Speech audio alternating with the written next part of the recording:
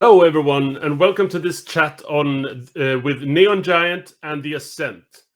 First off, it's very nice to be back here at MEGAMIGS in Montreal, one of my favorite trade shows in the world.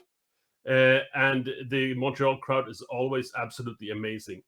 In this talk, we will present the Swedish studio Neon Giant for you. We will talk about their newly released game, The Ascent, and the story behind the game.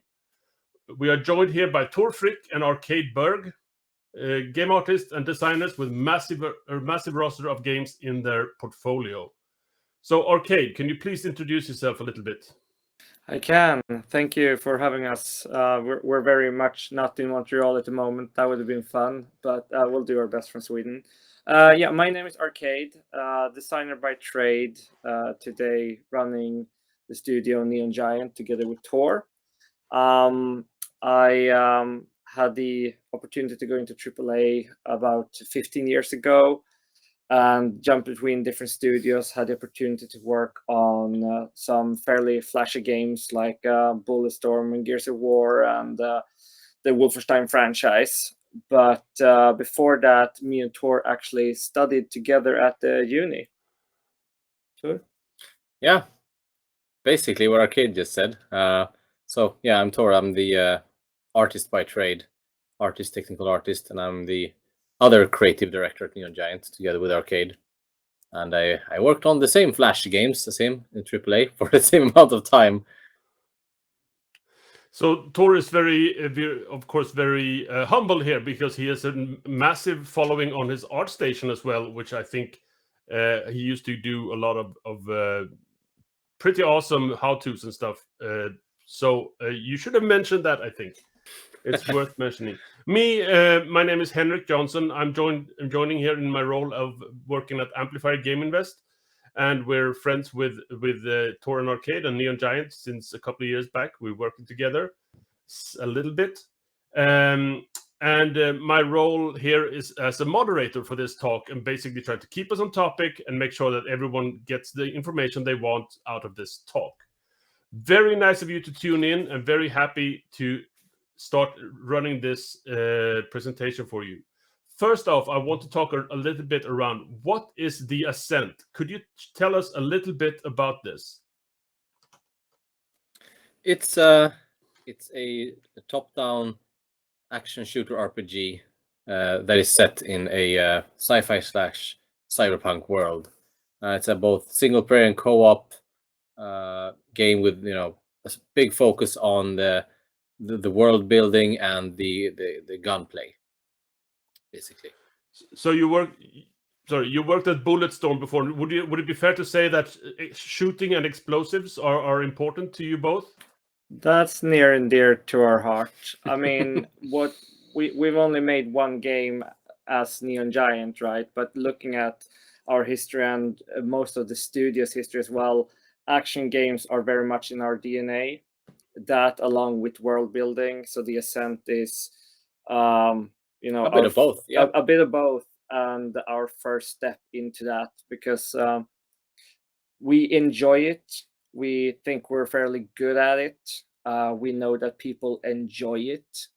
And I think also with, for example, Bulletstorm, but I think also with some of Wolfenstein and some of Gears of War, we appreciate violence when it's a spectacle and something that can be entertaining. We don't go grim, dark, angst, American History X, right? We want there to be whoop, whoop, everywhere. It should be fun violence, yeah, which the Ascent has a lot of. I think that's fair, and I think that also we can say that the Gears of War, for example, there's a couple of very spectacular attack options, right? Which also brings this feeling to the forefront for the player, a very visceral feeling. And I feel that when I'm playing the Ascent as well, there's explosions. I feel them it feels really like I'm hitting things when I do hit. I don't hit things as much because I'm not a good player. So what could you tell us about what platforms? Is it Steam or where can I get it? Steam and all the Xboxes, current gen, or which one is the current one? The next gen and the old gen, both the Xbox One and the Series S and X, as well as on Game Pass and on the Windows Store, which part of the Xbox ecosystem. Yeah, and co-op plays local and online, and in the Xbox ecosystem, it's crossplay, old with new, and everything. So you worked with the game for quite some time, but you launched it fairly recently. I'm not going to say just now, but it was a couple of months ago or a month ago. Yeah. Could you say something about the launch of the game? It's a bit over 3 months now, actually. It was end of July. Yeah, And time flies.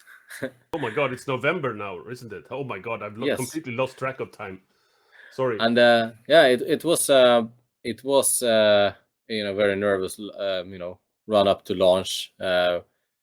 We got a lot of praise for the world building and the graphics, which we're very proud of, because that's something that we really doubled down on, because like Arcade said before, that's something we enjoy. But we also got a lot of praise for the the moment-to-moment gunplay and the feeling of the combat. So that was something that we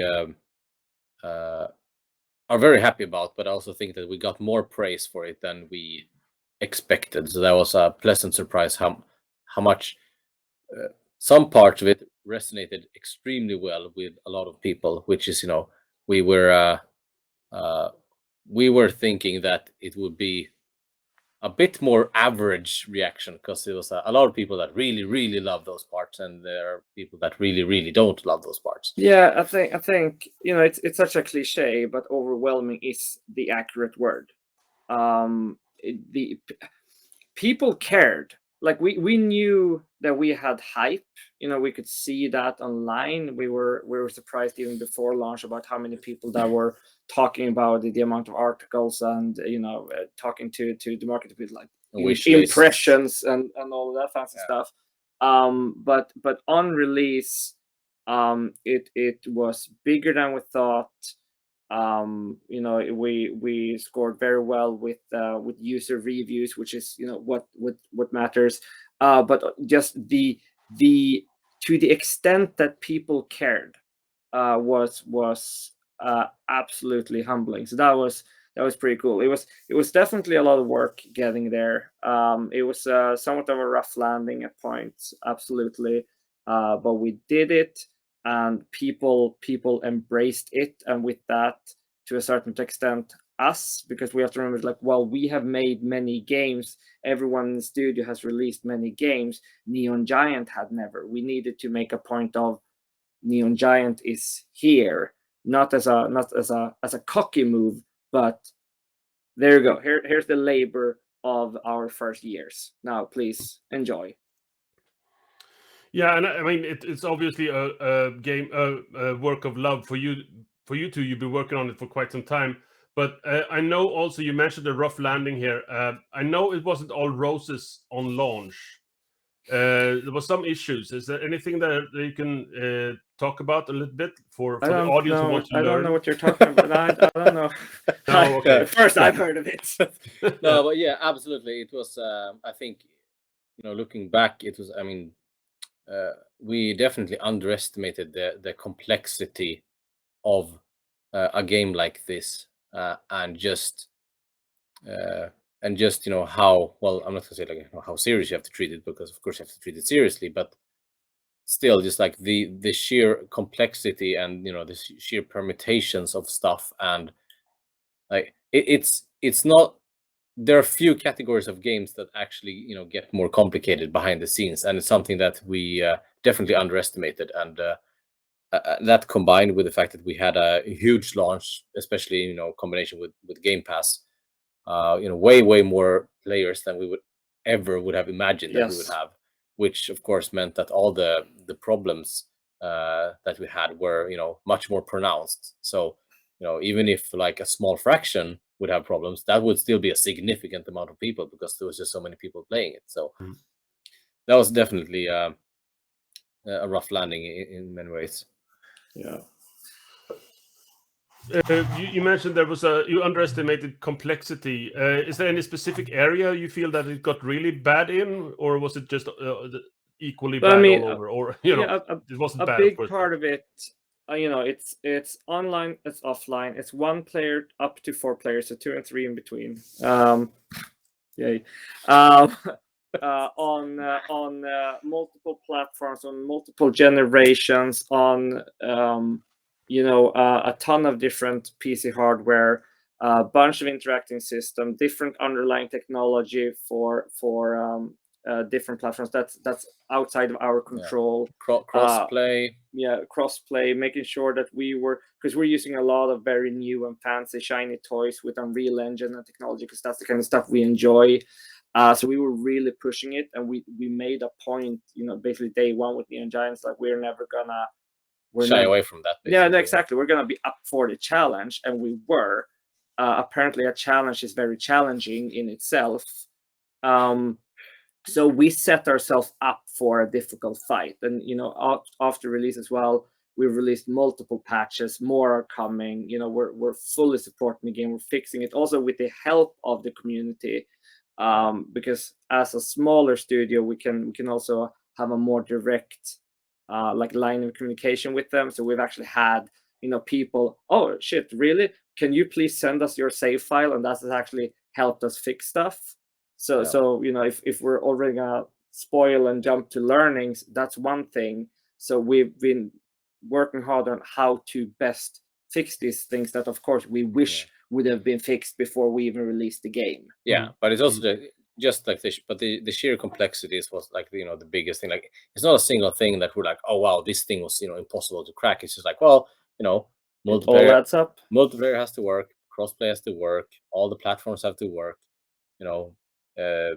Local co-op, online co-op, saving your character, progression, the world progression, the client and the host have separate, it's just like a lot of things, that just have to work together. That was just like, which is not like, wow, these are things people have solved before, right? It's just that, that stuff definitely adds up.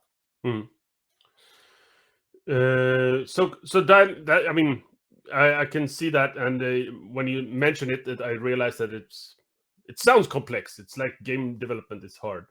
How did you come up with the premise for this game? What was your reasoning around like early ideas here? We started out very pragmatic, because at least we thought we were pragmatic, so we definitely wanted started with something like, okay, this is something that we can build, and something because we couldn't just go like, oh, let's make this amazing MMO. This is our dream. Like, yeah, no, we can't do that. We just started a company. We don't even have a team yet. So we needed to do something like that's something that is scalable, and we could do with only a few people. Worst case scenario, PC early access.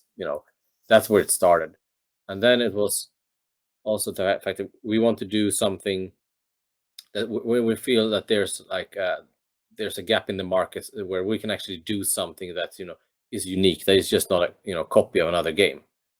So we need so that narrowed it down further, and then it's also something that we actually want to do. Like, we want to make something cool in sci-fi and cyberpunk, for example. I mean, it would have been a lot easier to make a fantasy forest, because we would have to make a lot less trash piles. Yeah, but more than that, I mean, it's definitely, what can we do, and where does that meet what do people actually want? We will never do something only because it will sell, but we also don't have the luxury of saying, oh, we will do whatever we want because who cares if it sells, right? So there's something very not sexy with how we started, because it was a very pragmatic choice. But not only finding like the opening, but also where can we actually compete, because we could have made an FPS, but we could have not made a world-class FPS competing with the biggest ones, right? And we wanted to make a game where we say, well, we want to deliver something really good as well, where we can be proud. And that fits in with what you were saying, Tor, that a game that can grow, but no matter how it grows, it'll be good, and there are less dependencies to make it good. We felt confident in making this type of game, and there's also something where we could leverage things that we are good at. So that's why we're like, okay, let's make a game that actually has intense gun combat, because that's one of the things we enjoy making. Let's create a world. Yeah, let's build a let's put a lot of focus on the world, because we could have just made it an abstract game, but that's not what we're good at. So that's kind of why that's how it started, at least the very first premise. Yeah, and also yeah, go ahead, sorry. No, also with sci-fi and cyberpunk, it allows us to do whatever the hell we want, because whilst fantasy can say, oh, it's magic, we wanted something where we could create a world, but also an internal logic that always makes sense, and we could anchor everything we wanted to do, gameplay and world building, in the actual fiction. Yes, it's sci-fi, yes, it's made up, but we can point to something instead of just saying, oh, it's a video game, don't ask. We really try to put everything in its place in this universe, and that's something we'll continue doing, right? Because we feel, for us, that's very important to create a believable world. So that's something we enjoy as well. Would you say that you try to play towards your strength as well, like what you personally are good at, or like would that be equally? Could that have gone any direction, do you think? Absolutely, yeah. Partially because we want the things that we're good at are in general things that we enjoy doing, and we want to do something that we enjoy doing, and we're good at it. So we definitely try to play to our strength, because we don't have we're making an ambitious game, so we have to play to our strengths, because that's how we get the most out of ourselves, and and the same goes for the team. We try to embrace people's strengths individually. This brings back to what you were saying with allow the game to grow depending on who we have joined the team, because then, okay, so what are your strengths? How can we capitalize on that in this game? Where can we take it? There are certain things we have to do. There are certain challenges we have to face. But instead of just making our lives as difficult as possible, let's have fun with it and do what we're good at. Yeah. So I mean, we all always say this, that game development is hard, and this goes for game design as well. So you had an initial vision of the game, what you kind of wanted to do. Did the game end up close to that, or did you diverge from the original vision? No, it didn't. So no, it didn't. I have never. I think I've said this before in some other context, but people always talk about, find the fun. In my entire career, I've never really seen that happen, except seeing the game actually, it's fun in the end. It wasn't fun halfway through development. But this is the first game I worked on where we've actually, and I don't even know if it's by choice or by accident, but so many things in the game I could point to is like, that was never planned, that happened, or that came from this thing and we let it happen. And this started out as something small, but it was really cool, and we invested much more effort into it. And that drove the game to what it is today. The game we pitched to our publisher, day one, is not the game we shipped. This is better. No one is upset. But we couldn't pitch a game because we didn't know. That was part of the pitch. We don't know what it's gonna be. It's gonna be, in this realm of possibilities. But part of the deal have to be that you will trust us to make a good game. And it's definitely, like even in the beginning, we're like, okay, we think where we're going. Yeah, that was not at all the the direction we went in, because we, once again, playing to our strengths and things like that, is just we have to adapt. Like the platforms we launched on didn't exist when we started making it or designed it, and we didn't even know who would be building the game when we first said oh, this is what we're gonna do.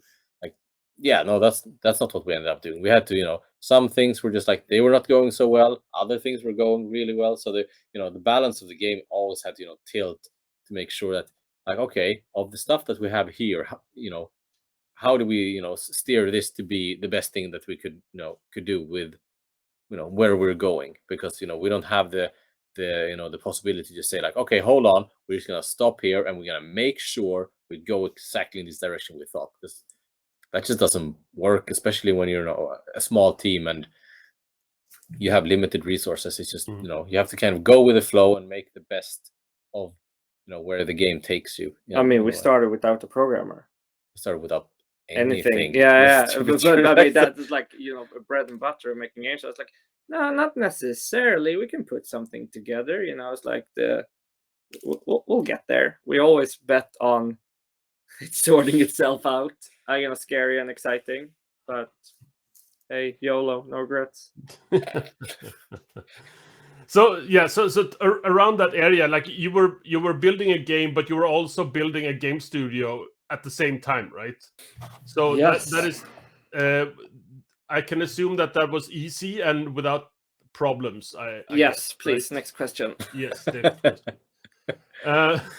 question. So this was your first game, and as a studio, and you were two people or two guys who started this studio, and you had a vision from the start, right? But you also needed to build the studio.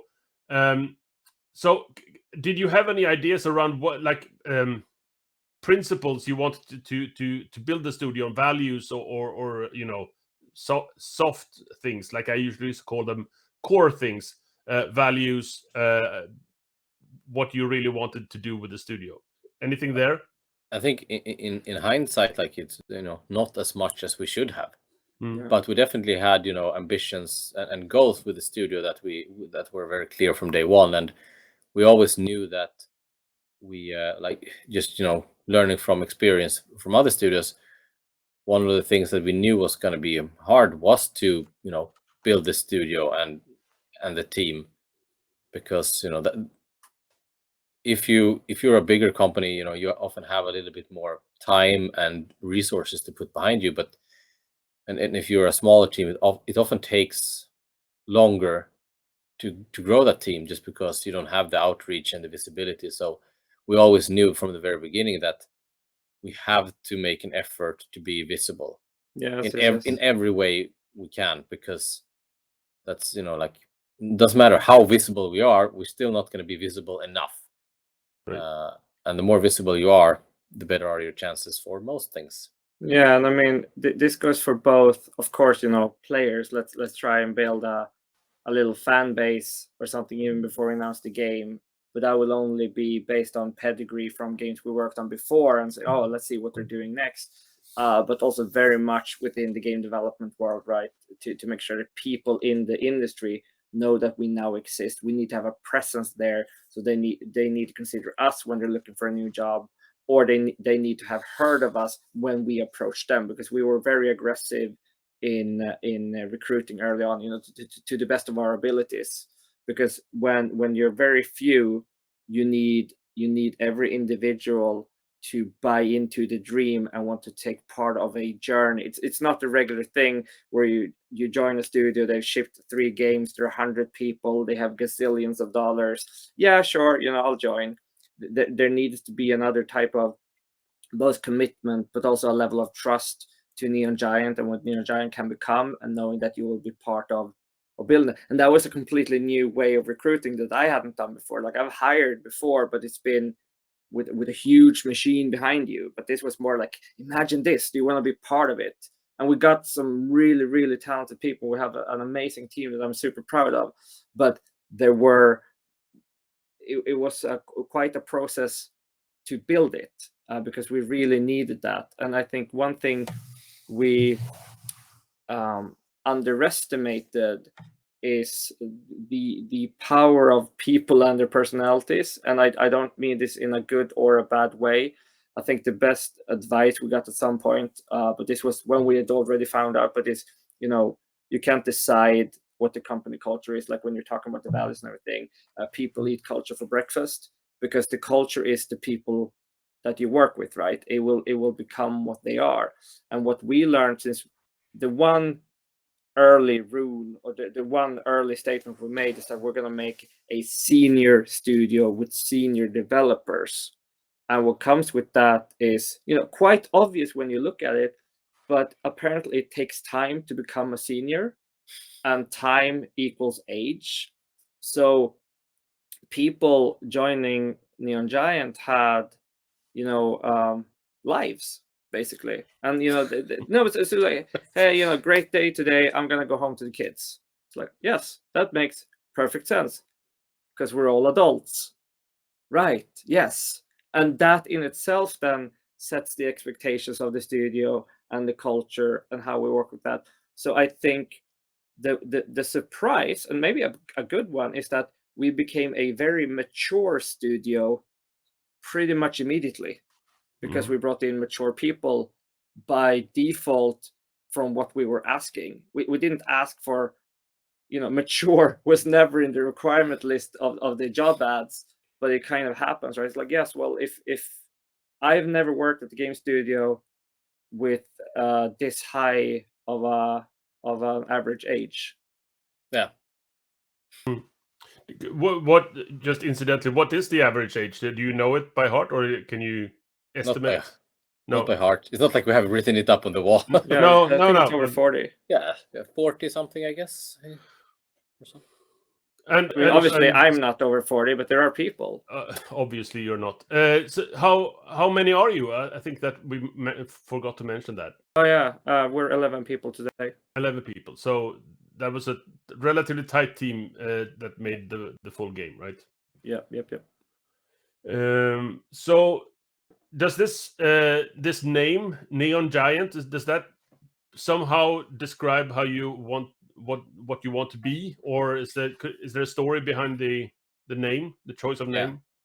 Yeah, for sure. I mean, same thing there. Like we had an approach to picking the name. We didn't just go like, oh, let's find some cool sounding things. It was the same thing there. Like we knew it had to fulfill certain criteria, because we know, like, okay, this is a name that if you're drunk at GDC and someone tells you this name, you should be able to both remember it and spell it and hear it, because you're like, what did you say? Like, how do you spell that? Like, it has to be pretty pretty obvious, like, and searchable. So 2 words, words that are easy to spell, and the same thing, with the logo. Like, well, it needs to be like this ratio, because we can make it really big on everything, so we can have really, really huge branding on our shirts, so people can see us. And so there was like a whole thought process there. Yeah, and there was also a process of actually finding it. So like we had this been many years ago, we would have had a 1-word studio name, but all the good words are taken. So now we're 2. Like, looking at through generations in the future, it's going to be sentences, right? And eventually there'll be haikus. But so we started mixing basically just lists of words, but they did need to have some meaning. So I think a lot of people expect neon to come from that we're making cyberpunk, but it's more of the new age and modern technology and everything.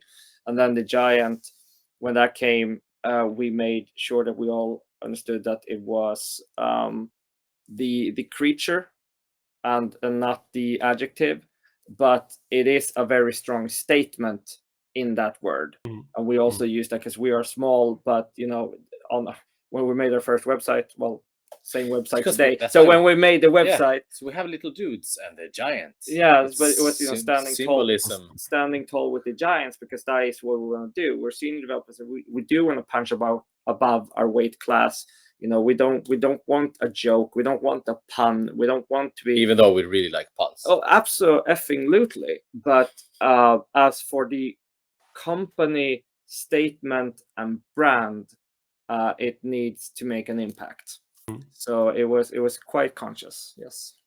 Did it take a long time to come up with it? Would you like say a week or a month? A meeting? Well, no. I mean, first it took a long time to come up with a name that we couldn't use. Yeah. So then we came up with a new one, and that was much faster. So actually, Neon Giant only was like, "How about this one? Yeah, good. Yeah." So that was very quick. Yeah. It's usually that's the creative process in a nutshell, isn't it? Like you think of something for a long while, and then you fail, and then you find something new fairly quickly. I like it. So now, as you mentioned, so you noticed earlier when I tried to guesstimate how many months the game has been out. The pandemic has eaten most of my memory here around the pre-pandemic world, etc. So you've been running Neon Giant for a number of years now, right? Can you share anything around like the actual foundation of the studio, like more on a practical? You mean how we got it up and running? Yeah, pretty much. Yeah, I mean Back in ancient 2018. 2010. What? No, well, okay, that's ancient, right? Yeah, if you said ancient, so I thought we were going 2010. All right, So this is on you, because 2010 we were working at the same place as well, and we had discussions about wonder what it would be like. Maybe we should make a game. Wouldn't it be cool if? Yeah, and then 8 years later, we had worked on a bunch of games, and we saw how they were made. And let me be very clear that they are amazing games, but AAA games typically have a lot of waste, and they're not laser focused. And we are quite high performing individuals, and we couldn't really use that. And also, when you reach lead and director levels in studios, you tend to distance yourself, or have to distance yourself from the actual craftsmanship. We didn't like that. So it was very much us testing a theory of there has to be a different way of making high quality games. That's what Neon Giant is. It's a challenge to that. And when we say high quality, we don't mean like, oh, like it needs to be like the best game ever. It's more like, is there a way to make games with like a AAA production level, but with a small team? So it's not about like, oh, a grandiose statement of like, oh yes, clearly you can make the best games ever. It's more like, well, we want to be able to still, have that craftsmanship satisfaction and working with the production qualities of a AAA game, but without having, well, where you can have both the the hands-on part of the development, but also be able to take decisions, because in a big studio you kind of have to choose, and we don't want to choose because we want to have the cake and eat it. So we're going to make our own cake, which is Neon Giant. It looks yummy. Yeah, but so it's not finished yet. So to move to the more practical aspect, one huge reason for it to happen now is that the industry as a whole is ready. There is great acceptance for indies and smaller games. The digital marketplaces are amazing. You don't need brick and mortar. You don't need to print discs. Publishers are very not only accepting, but they're thirsty and hungry for smaller developers. And the technology is ready, because in 2010 the tools weren't as mature as they are today. But today with Unreal, and we should probably mention Unity as well, but we're Unreal fanboys in that sense, since we worked on Unreal Engine games historically. You can make games. There's not really any excuse, even for people not yet making games but are thinking about it. All the information's out there. It's on YouTube. You don't even have to read anymore. You can see how to make basically a full game. It will be a small game, but the two of us could make a game PC only and ship it on Steam, and that's pretty amazing. So everything was just laid out for us to try, and we also had enough clout and pedigree in the industry to get investment, but we also had enough of clout and pedigree to be able to get a job again if it failed. So we really said we need to do this. So we started small and started building a demo of what today is the Ascent. Very, very basic, but still very fun. And we started pitching that, as well as submitting it to Epic Games Mega Grant, which was this, or is this, pile of money that they disperse amongst people that they think make cool shit with Unreal Engine. And we won that. That was just a few months into Neon Giant existing, and that also further elevated and kickstarted us in. We now have like a seal of approval and like a sticker that says these guys are cool from Epic Games, and that helped us both with recruiting, with pitching, and and for us seeing that we're onto something, and we could take it from there. And what we've never slowed down. We are now, we shipped the game, we're working on supporting it and everything, but we made a very early decision to never lose momentum and always seize the opportunity. And that took a lot of effort, and it took a lot of energy, and it took some leaps of faith. Absolutely. We always have to work with the expectation that we're going to figure it out. And that's what we kept doing for 3 years. So speaking of figuring things out, there you came from a AAA background, and you've worked there for many years with as you mentioned before, a kind of big machine behind you. Was there any any major shocks that you got into, like things that you had no idea that you should know about? Like things that it's always that you sometimes you know what you don't know, but sometimes you don't know what you don't know, right? So was there any new areas that popped up that you felt kind of blew up in your face? Well, I don't think they blew up in our face, but there was definitely like a lot of things that we're not prepared for. One of the things that we thought from the very beginning was that we would be a bit more scrappy and be a bit more forgiving, but the quality mindset, something that was heavily ingrained in a lot of people that joined the studio as well, like not just us, but we're when you're so used to working at AAA companies, and you're used to you kind of assume that the quality, especially the production quality, it's going to be high, because of course it is, because if it isn't, like it's going to stand out as a sore thumb, and you're going to address it because you have a giant machine behind you that will just alter the money cannon, be like, let's hire more people and fix this thing. And we thought like, yes, surely we will just be like, nah, whatever, and that did not happen, because we definitely had to try to balance that, because we brought in people that are very good at their craft, but we needed a well-rounded team. And when you don't have that, when you don't have everything equally, some things are going to be worse than others, and no, some things are going to be better than others. Yes, exactly. But and then people won't go like, oh yeah, sure, that's fine. People be like, well, why is this not good? Like, we should make this good. And that was something that we thought, like, we didn't think about that. Like of course, like we will be more forgiving, and like you can't help that. No, that was not a thing. We just we didn't manage to drop that that quality bar, kind of like we definitely changed the process and how we make things, and working smarter and taking a lot of shortcuts, but ultimately the quality kind of you can't trick people with the quality. So that was definitely something that we were not prepared for. We definitely underestimated the business part of running a business and making a game. We knew it was going to be there, and we knew that we did not know, and we thought prepared for it, or I guess we were, because we did take it on. Yeah. But there are so many things that just need to click, and so many things that need to be handled, which in retrospect, well, duh.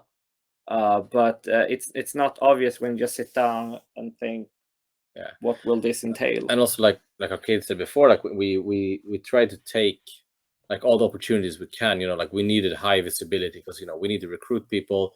We are an indie studio that have not shipped a game before. Like we needed to take all the opportunities we could. We put footage on footage out there before we announced the game. We we tried to go to lots of events, do all kinds of things, hold talks, be visible, and we tried to take like all the chances we could to elevate ourselves, and take all the chances we could. But that also in hindsight, same thing. Like, wow, that actually takes a lot of effort. Of course it does, but that's hindsight for you. But that was something that we don't regret it, but that was definitely like in a AAA studio, you're kind of used to like all these things happening. Like, oh, of course we have this coverage from these websites, and there's interviews, and there's like new footage. Well, when you're a bunch of people, someone needs to make that footage. So someone is like, well, it would be very cool if we had this article. We're like, yes, let's do it. Oh, right, now we have to make this thing. And like those all that stuff that as a AAA team, like that just kind of happens in the background. Someone figures that stuff out, and then you're like, great, cool. We have a lot of reach, we have a lot of things, and we actually had to do all that ourselves, and that was a lot of work. Yeah, in AAA, everything you don't do will still get done somehow. But for us, it didn't. Like it still wasn't done. Yeah, so we have been talking for 40 minutes now, and I wanted to reach a lessons learned segment here that we kind of go into. You've been working on this for a bit, and for example, like anything that you think that would be beneficial for the probably experienced audience that we have out in front of us here. Any ideas, any thoughts around maybe you haven't done you worked for a long while, but you haven't done major business deals, for example, before, or publishers, investors, anything around your experience here? What should people know basically when they leave this talk? I think that like one thing that, I mean, of course it's a personal thing, like, but we actually rather enjoy the biz dev part of it, and that wasn't nearly as scary as you might think. But I also think that, I mean, well, we knew nothing. I mean, in a sense, we knew nothing, and we had to learn pretty quickly. We can admit that now. Yes, that was not the pitch, when we started recruiting, or when we started talking to people. No, but I mean, yeah, next to nothing. But and I think that in general, like developers, of course, like are not exposed to this. So I think a lot of people, and I've seen this, in friend circles and stuff as well. Like if you're gonna go out and do your own thing, there's a lot of information out there, and there's a lot of lessons to be learned, and there's a lot of both talks and resources online to look up, and actually it's worth looking at the biz dev part at least for a bit to just get a grasp for it, because quite often people have absolutely no idea or context for these things. Like we didn't have a context for a lot of these things, and and then you read about them and you're like, yes, of course that makes sense. It's just that it's probably even better if you read about it first. Yeah, I was gonna emphasize that as well, because you will learn either before a decision is made or after the decision was made. It's always better for you if you had the information beforehand, and it's usually available. It's not easy, and it can also feel pretty not game dev, not sexy, not fun, but it will always be worth putting in the effort and do your homework ahead of time, because those decisions, especially the ones you make really early on for a business, they will stay with the business until the end of time. And I don't know if it's a week later or a year later or a decade later, but you will think back, and had I known this then, I would have done this differently.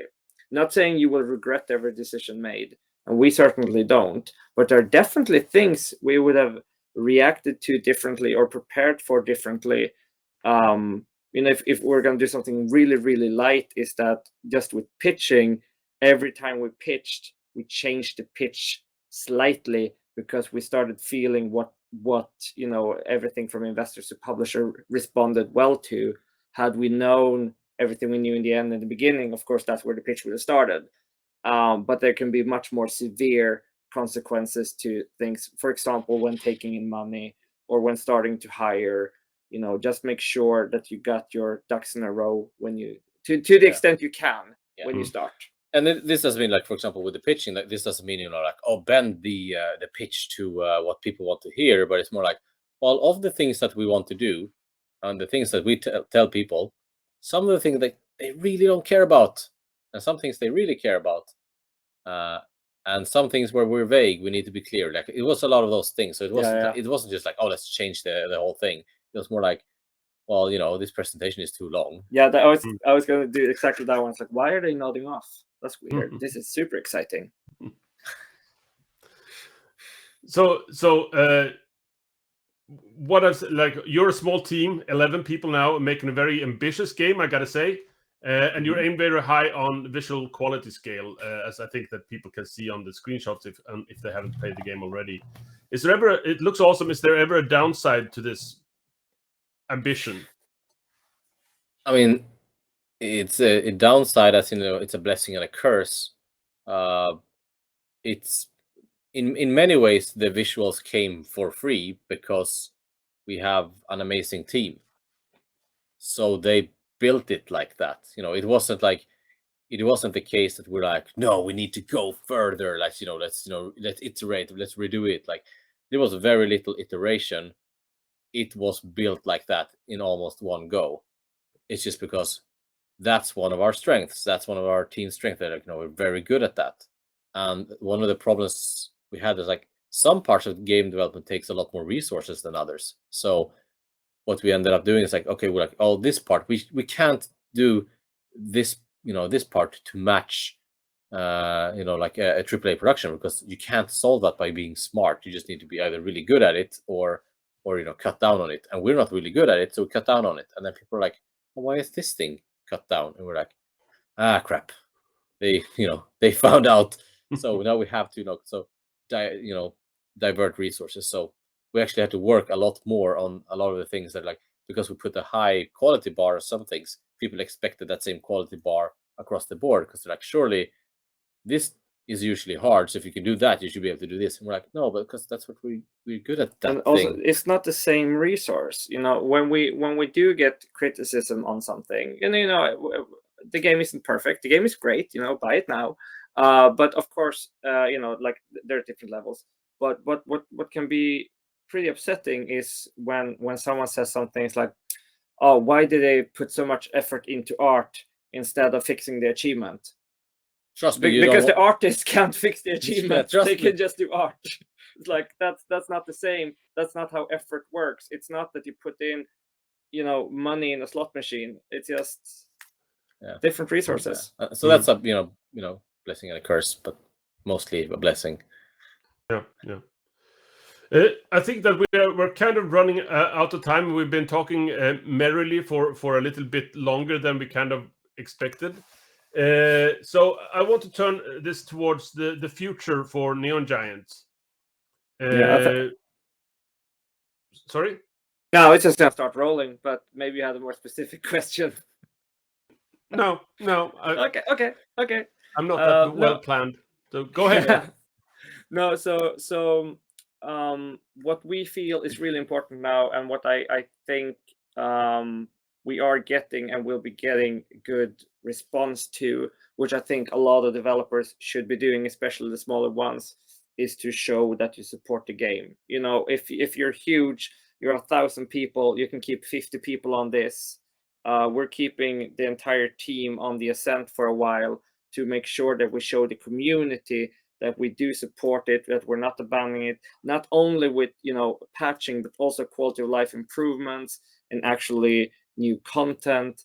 And of course, there's a plan, and of course we hope to sell DLC, but there's a much bigger picture, because we need to show the world that our studio cares about the game it makes. And we've already received, you know, of course there's you know, people on Reddit and Twitter and all that, but we've actually received emails with people saying, hey, I just want you to know that I appreciate this. I appreciate you fixing this. What seemed like a you know, minor bug, but for me it was important. Or I'm so happy that there's content. Yeah, like the person, people care, and we're building.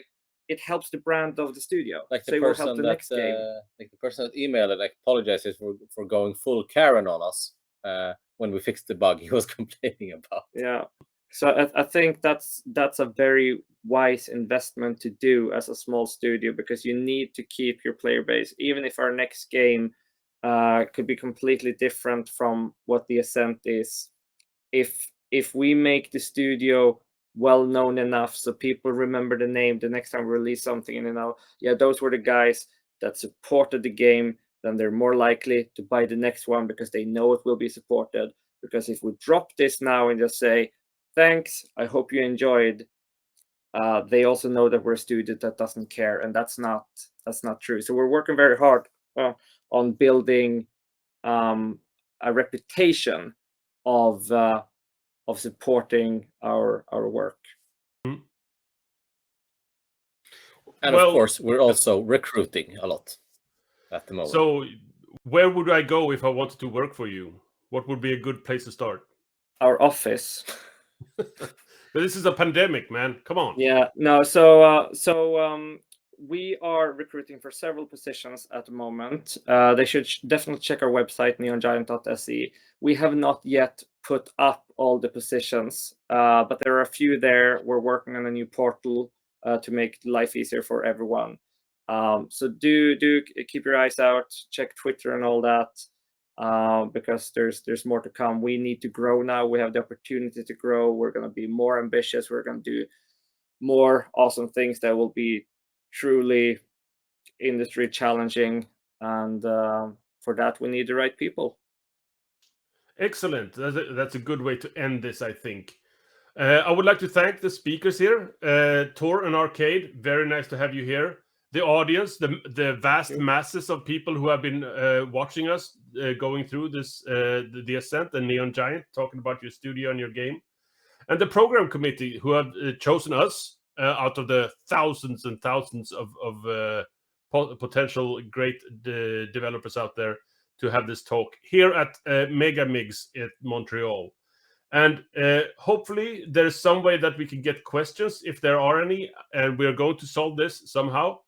And tomorrow, the next conference is a panel about creating believable characters tomorrow at 11 a.m.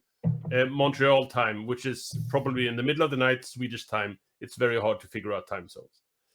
Thank you so much. And Tor, Arcade, any final words? No, we're hoping there are questions. Yes, let's see if there are any questions. And let's see how we solve this. Thank you, everyone.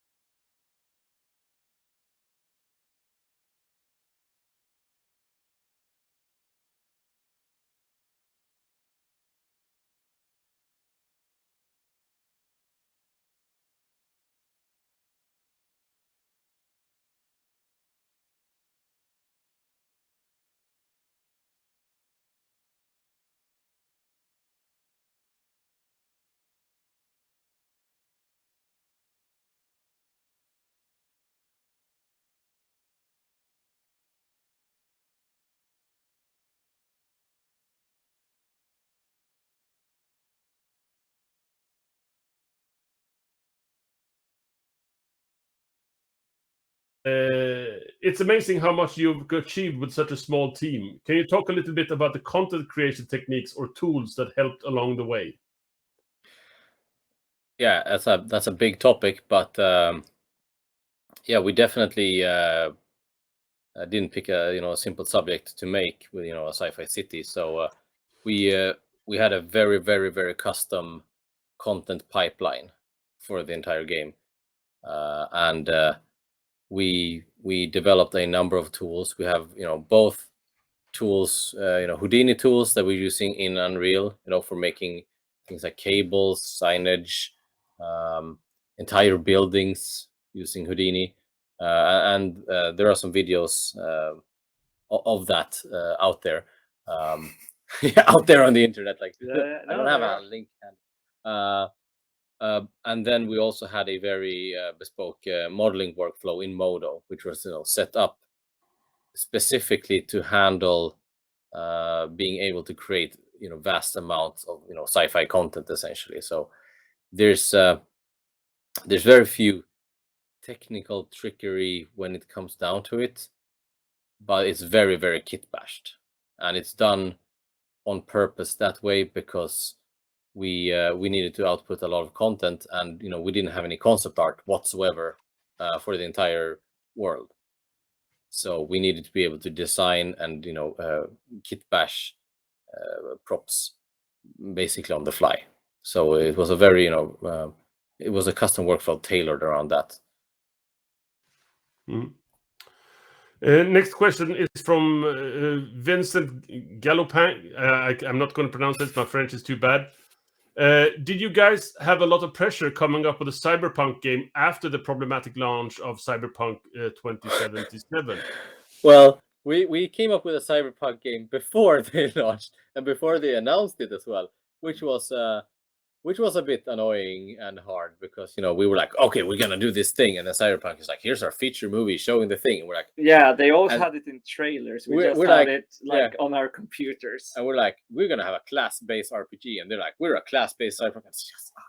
So it wasn't so much the pressure because we're not competitors in that sense. Like we're 11 people making and also I think we knew that once we started doing more and more press and actually having people play the game, they did Cyberpunk as Cyberpunk should be done, with all the tropes, whereas we went, well, it's Cyberpunk and it's aliens and it's in a different world. We are just using whatever we enjoy and we do whatever we want. We don't have to respect any core literature or anything. So we knew that we were our own thing, and the Cyberpunk tropes that we used are Cyberpunk tropes available for everyone, right? There's nothing new with it. And from a development perspective, it's just like, it's a completely different situation. So of course there was some pressure, but that I think there was more the fact that it was when you're against such a big game, they made most of the things that we did just because of the the sheer volume. They did everything. Yeah, they did everything. There was nothing left. But I mean, saying that, it's like sure you get I know, but we were also super excited, like the rest of the universe, right? It's like, let's see what this is. Yeah. Next question is from Jennifer, who asks, Jennifer Owen, with a talent shortage in the industry, how do you remain a competitive employer? I think that's good. Yeah, I think one of the things that we are trying to do different, which is the whole foundation when we started the studio, is that we want to be a studio where people that have worked for quite a long time, and when you have to decide do I take the director career path or the principal career path, but you kind of want to do both in a sense, you want to have both a lot of creative freedom, get to work with new exciting things, a lot of R&D, pushing the limits to do that, and at the same time also having get down and dirty and actually create a game. And I think that's something that not many studios allow for, because you tend to either you have to make a simple game or you have to pick a career path out of those two at a AAA studio. So I hope that what we can offer is that here you get to play with all the newest shiniest toys in a studio with people that enjoy doing that, and that's what we want to do. And I think also on the more boring half of but yes, but exactly. The exciting part is that it's exciting to work here. We make very advanced stuff. We can always use the latest toys. We can turn the ship around over an evening. It's not slow in that sense, but also super competitive salaries, super competitive benefits, flexible hours, awesome hardware to work with, amazing studio. Everyone who works here has stock options in the company, because we want everyone to actually feel they are part of the studio. They are building value for themselves. They are part of it, instead of just being a cog in a machine. So on the checklist, we're just trying to hit every mark to the extent that we can. Umbrellas, we got swag coming amazing up the ears. Logo, yeah. Maybe that's So- not, so maybe when- that doesn't count. Okay. there we go. And now that we're expanding and recruiting more, we're also looking at that again. It's like, is there something we can do even better? But I can, without hesitation and very, very proudly say that the package is pretty effing dope. One last, very quick last question, because we're running out of time. And I think we lost audio now, perhaps. What version of Unreal Engine did you ship it on? The very latest, because we had to. Okay. It was a requirement. I think we're full on top of the hour. The time is 10 p.m. here in Sweden, and the sun has been down for like 5 days, it feels like. I think we're done. Thank you, everyone. It was a lot of really nice questions, really good, thoughtful things to go through, and good responses from our amazing developers here, I think. So thank you all very much. Take Thank care, you. everyone. Take care. Thank you so much.